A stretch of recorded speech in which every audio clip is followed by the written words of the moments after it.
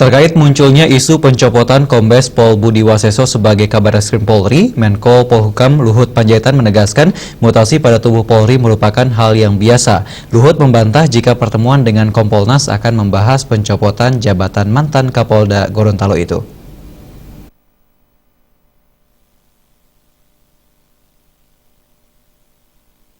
Kontroversi akan dicopotnya Komjen Pol Budi Waseso yang saat ini menjabat sebagai Kabareskrim terus bergulir. Di mana pencopotan ini dikarenakan kebijakan yang diambil oleh Budi Waseso disinyalir membuat kegaduhan hukum yang berpengaruh pada ekonomi Indonesia. Jika sebelumnya Menko Polhukam menghimbau penegak hukum untuk tidak membuat kegaduhan di pemerintahan, kini Menko Polhukam justru memilih untuk tidak berkomentar.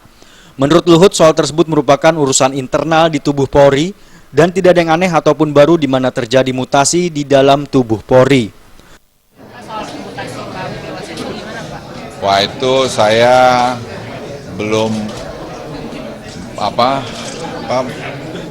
berani mengkomentar karena memang nggak ada yang dikomentarin, itu kan urusan internalnya polisi. Ya kalau soal pergantian di mutasi TNI kayak Polri atau mutasi gini-gini kan hal yang biasa. Tidak ada yang aneh-aneh itu. Direncanakan Kompolnas akan melakukan pertemuan dengan Menko Polhukam di kantornya Kamis siang. Namun pertemuan tersebut nanti tidak akan membahas pencopotan Komjen Pol Budi Waseso sebagai Kabareskrim. Seperti yang diungkapkan Menteri Koordinator Politik Hukum dan Keamanan Luhut Panjaitan. Dari Jakarta, Linda Puspitasari dan Adam